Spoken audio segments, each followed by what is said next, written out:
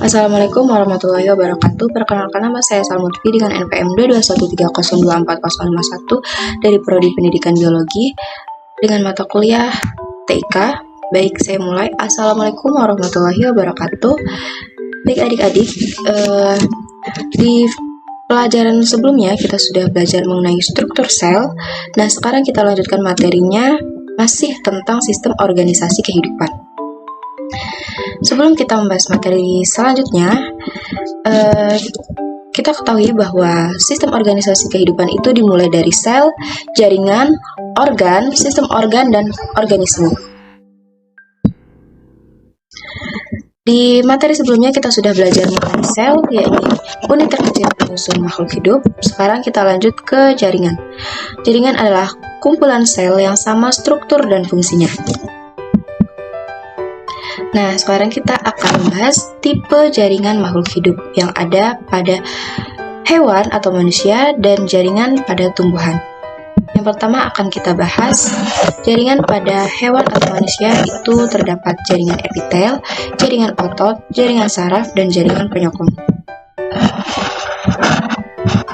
Jaringan epitel. Jaringan epitel ini berfungsi sebagai penutup bagian luar tubuh, melapisi bagian luar tubuh, melapisi organ, pembuluh darah, dan rongga tubuh. Contoh yang mudah kita temui ada pada kulit, karena fungsi dari kulit adalah melindungi organ bagian dalam.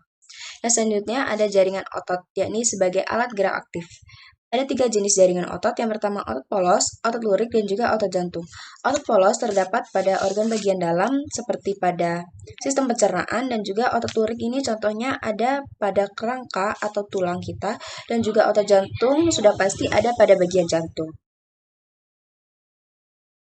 Jaringan saraf. Dari ujung kepala hingga ujung kaki kita terdapat saraf-saraf, dan yang paling banyak adalah ada pada otak kita. Nah, pernah kan kalian merasakan perut kalian berbunyi saat lapar? Nah, saraf ini akan mendeteksi adanya bunyi tersebut. Selanjutnya, oleh jaringan saraf dibawa menuju ke otak. Otak akan merespon dan mengenali bahwa kalian sedang lapar. Selanjutnya, saraf akan memerintahkan untuk kita segera makan. Jaringan pada manusia yang terakhir adalah jaringan penyokong. Yakni ada darah, ada jaringan ikat, dan juga jaringan tulang. Darah terbagi atas 4 macam, yakni ada sel darah merah, sel darah putih, keping darah, dan juga plasma darah. Plasma darah berfungsi untuk mengedarkan sari-sari makanan, keping darah berfungsi untuk menutup luka, dan sel darah putih untuk melawan kuman. Yang kedua adalah jaringan ikat. Sesuai dengan namanya, jaringan ikat ini berfungsi untuk mengikat jaringan yang satu dengan yang lain. Contohnya fascia, yakni mengikat otot dengan otot, ligamen mengikat tulang dengan tulang, dan tendon mengikat tulang dengan otot. Jaringan penyokong yang terakhir adalah jaringan tulang, terdiri dari tulang rawan dan juga tulang keras. Tulang rawan ini bersifat lentur, misalnya terdapat pada daun telinga, cuping, hidung, persendian, dan juga faring. Tulang keras ini lebih padat dan juga kaku karena banyak zat kapur dan kalsiumnya, misalnya terdapat pada tengkorak, kepala, tangan, kaki, dan lain-lain. Setelah kita mempelajari jaringan pada hewan dan juga manusia, kita akan mempelajari jaringan pada tumbuhan. Secara umum, jaringan pada tumbuhan terbagi atas 5 macam, diantaranya jaringan meristem, yang disebut juga jaringan muda karena sel-selnya masih aktif membelah sehingga sel-selnya dapat bertambah banyak, panjang, dan juga lebar. Lalu ada jaringan epidermis yang berperan sebagai pelindung. Jaringan parenkim disebut juga jaringan dasar karena ada di seluruh tubuh. Lalu ada jaringan penyokong yang terbagi atas 2 macam, yakni ada kolenkim dan sklerenkim. Lalu yang terakhir ada jaringan penyangkut. Terdapat xilem dan juga floem. Xilem fungsinya sebagai mengangkut air dan mineral, dan floem mengangkut makanan hasil fotosintesis.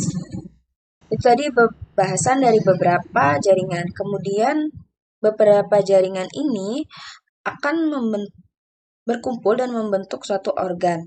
Jadi dapat disimpulkan bahwa organ adalah kumpulan jaringan yang melakukan fungsi tertentu.